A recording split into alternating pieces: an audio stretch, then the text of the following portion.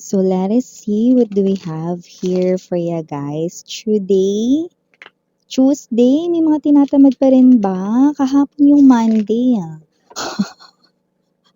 So yung mga babes, no, let us see kung ano ang inyong reading. Oh, by the way, mga babes, no, yan. No, napakadami ko talagang ginagawa. No, bukod sa nagtatrabaho rin ako, no, may extension reading. Eto mga babes, no, yes, no, I've got this calling, no, to do this.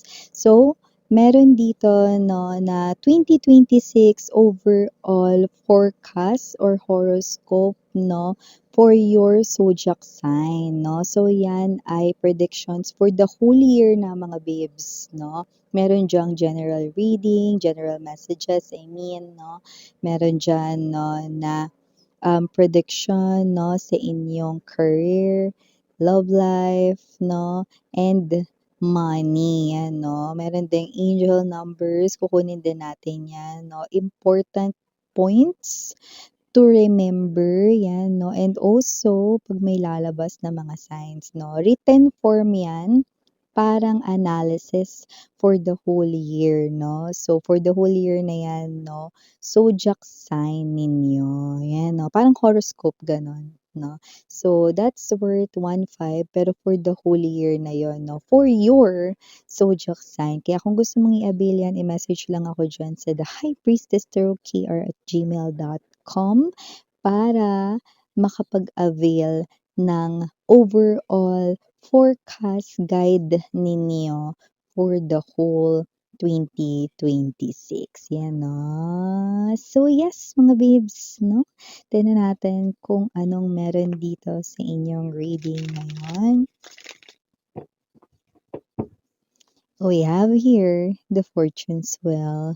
So it looks like kung ano man tong energy ni ito, no, na nakikita ko dito, no, parang meron ditong biyaya or blessing na parating sa inyo. It looks like ito ay malaking transformation, malaking pagbabago dito, no. Yes, kagaya ng pagbabago ng boses ko, bumabalik na feel ko na, mga babes. Bumabalik na yung boses ko. So let us see.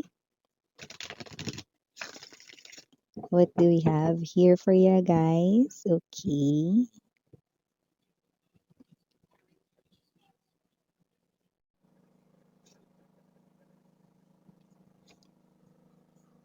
Oh. Ace of Cups, Two of Cups, Six of Cups, beautiful energies, okay? Idol pickup, no? Someone here, someone really special ay parating rito sa iyong life at mukhang ayun na yung transformation, big transformation na parating ngayon sa iyong life. Wow! Idol pickup that whoever this energy is, Nine of Swords right in here and the Death, no? Eto na talaga, yung pinaka-worth your lifetime. Ang taray naman, no? No, worth your lifetime, yes, no? Because kanina, big message from the Wheel of Fortune. Now we've got the Death and there's this Two of Cups right in here. Definitely a very big transformation in your love life. Someone really special na worth your lifetime ay coming sa iyong life. Okay, number 9 and number 13 could be somewhat special, could be birth dates, or who knows, baka yun mismo, no, yung sign na makikilala mo na siya. Maybe someone's birth date, baka yan ang birth date mo, birth date niya, or baka naman, ayan ang maging monthsary, anniversary, special day ninyong dalawa. Wow, we have the Five of Cups in reverse. High Priestess right in here. Wow! Siya yung sinasabi sa bawat hula ninyo. Wow! Wala tayo ditong zodiac sign mga base, but I do pick up na tanggal na ang harang. Parang meron ditong nagbubukas na hindi lang basta door or portal, but it is your love portal. Ayan o. Yeah, I'm seeing nines. You could be seeing a lot of number nines right in here, mga babes, na 9 is the number of wish or swan, no? In Korean, no? Yun ang tawag sa wish. So we have here the Fool. This confirm all of the things na pinagbabanggit ko. someone really new and really special is about to enter your space, is about to enter your life. And when I say space, your daily routine no will never be the same because when this person enters your life, boom! Isa talagang klase ng excitement, isa talagang klase rito ng feeling na parang nasa cloud 9 or alapaap ka rito, besh. So we have here the Hierophant. Wow! Four of Cups energy and the Six of Coins. Ano yun, miss yan? Well, big message, no? Dumating na. Siya na ang tao rito, mga babes, no? Na hindi ka bibiguin when it comes to your expectations, okay? Kasi i-exceed or hihigitan, lalampasan niya pa ang lahat ng expectations mo when it comes to love, L-O-V-E, yan taray. Sa baga natin mga bes, no? Pag-usapan pa more itong new love ninyo. Batiin muna natin everybody, honey. Hi and hello there everyone. My name is Yan. Welcome newbies, new subscribers. Tuloy po kayo. You can also bring your other loved ones, friends, and kahit sino dito, crush ninyo, Joan. Tara. At sa aking mga Eastern buyers and puyaters, pabalik-balik, no? At kahit na parang hindi nakakatulog ng maayos dahil tambay dito sa channel ko, pinanonood lahat ng video readings. Thank you so much, sweetheart. And yun nga, no, wala tayong gender dito, mga mahal, babae, lalaki, LGBT, lahat ay welcome. Pwede rin pong i-switch ang mga roles dahil possible magkapalit-palit dahil general reading ito.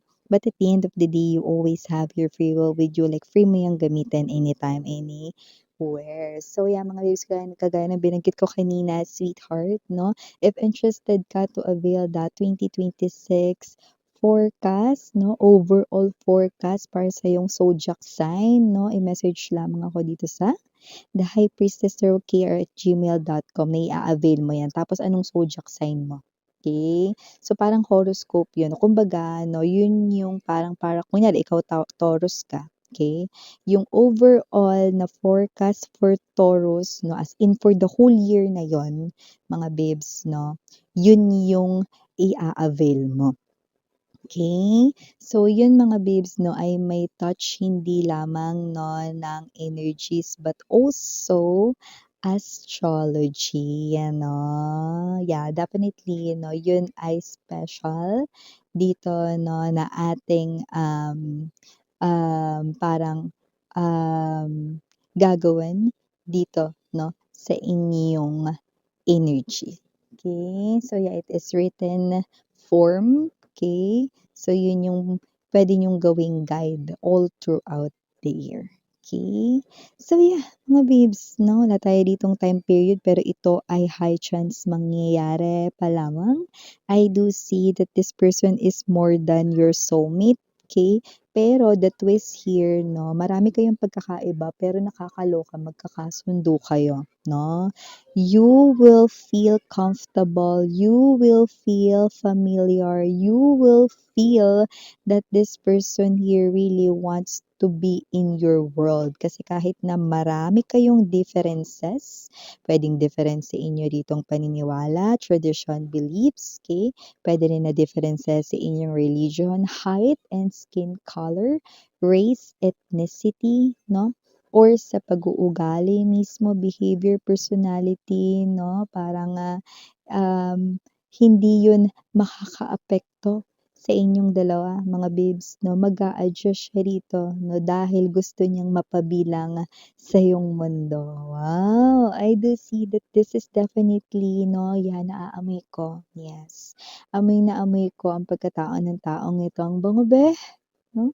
Ang bango ng pagkatao niya rito, no, with the Ace of Cups energy, no, kasi alam mo, yeah, I just heard rotten, no. So, siguro yung amoy ng iyong mga ex-lovers, no, ay parang rotten tomatoes, no, yung parang mga nabubulok na kamatis, ganon.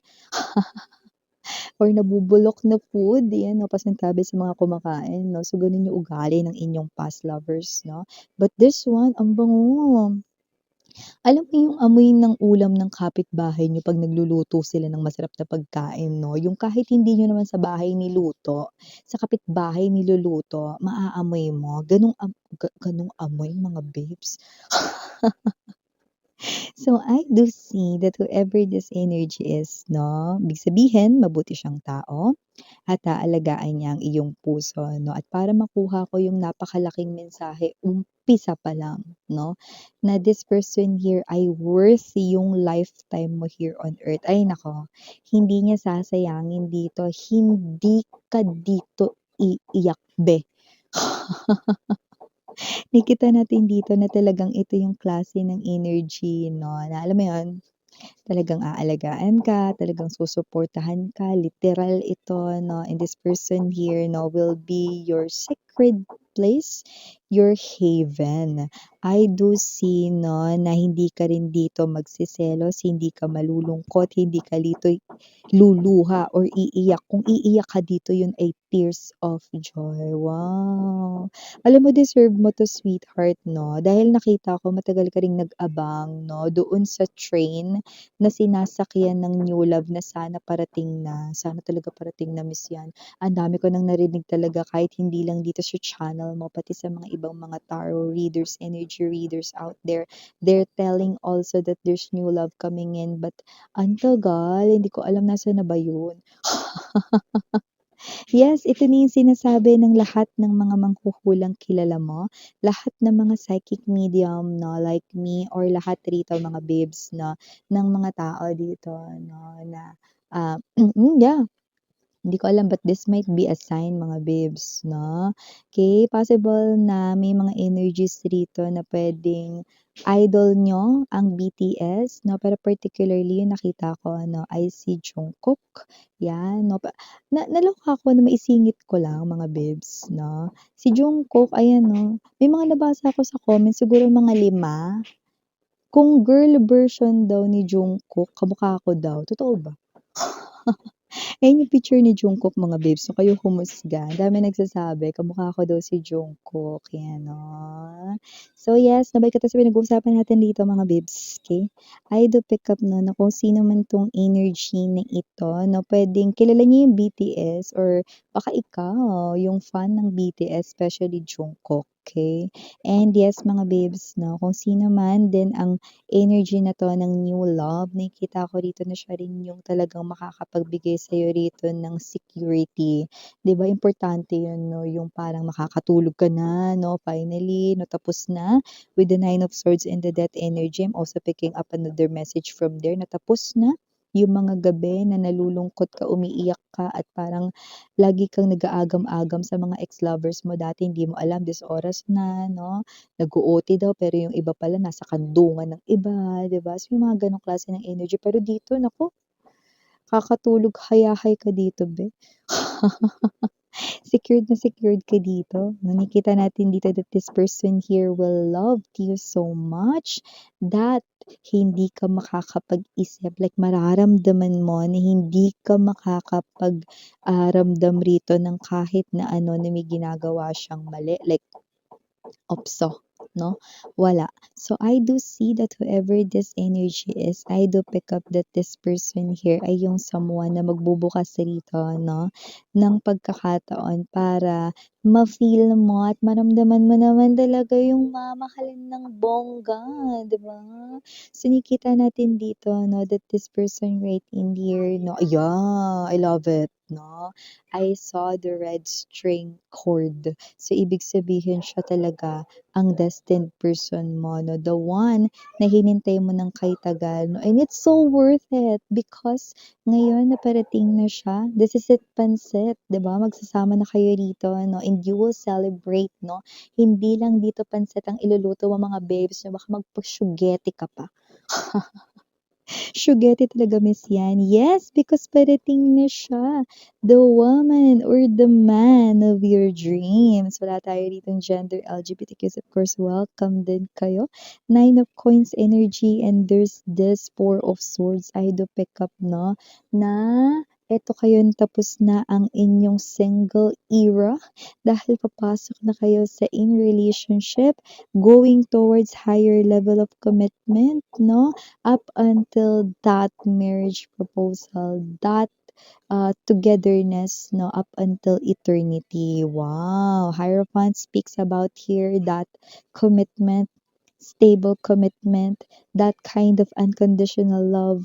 That's really, yeah, I'm saying, maybe this person here loves to wear comfy clothes, maybe cotton, yung pinaka-bet niya talagang suotin na tela.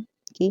And I'm also picking up simplicity from this person. Maybe this person here, hindi naman sa ayaw niya ng prints, pero mas gusto niya yung parang wala masyadong prints na damit or mas gusto niya yung mga damit na hindi yung as in maporma. Parang simple lang na damit, casual lang, ganyan. Wow! Yeah, the Hierophant, the Four of Cups, and there's the Six of Coins. Definitely an energy here of someone very loving. And ito yung person na hindi ka bibiguin. Wow. Yung mamahalin ka at hindi ka bibiguin. Hindi sasayangin ang bawat opportunity kapag may oras na talagang kasama ka or makasama ka nitong person na 'to, talagang ipaparamdam niyo sa'yo na talagang very special ka and you are surely loved. Wow! I love it 'no, kaya kung sino man 'tong energy na 'to, parang may, I don't know, puwedeng may negosyo siya or may negosyo yung mama niya or what, I don't know. Maybe may gano'ng sign or clue, just take only what trust means or sa family, puwedeng may negosyo sila. Doesn't have to be that it's big or what, okay? But when it comes to pentacles, ng sariling pera nitong person na 'to, masipag siya. Hindi ka dito magugutom be, yan. Nakikita natin dito 'no. Clue lang 'yun, puwedeng may family business or baka siya mismo meron siyang small business here or maybe his or her mom, okay? Or if not, no, maybe a family member could be his or her sibling, okay, or siblings. All right? So yeah, excuse me mga babes. So yeah, mga babes, no, ito yung mga messages for the initials. I do see capital letter P, capital letter B as in boy, capital letter L. We also have here capital letter C. And dito rin ang capital letter J. Oh, CJ. Pwedeng initials yon, no? Or name mismo. Just take only what resonates. Could be nickname as well. For the rest of the letters, now we also have here capital letter S. And para sa ibang letters might not be capital, we have A, O. I don't know if it's Victory V or another L kasi medyo paslant yun. Just take only what resonates. And last but not the least, we've got the letter G. So yeah, mga babes, if you want to avail that 2026 overall forecast no, ng inyong zodiac sign, i-message namin ako dito sa the hypersisterkr@gmail.com. So yeah, again, I'm Miriana on Nisa Hangaya Love and Light. Anya.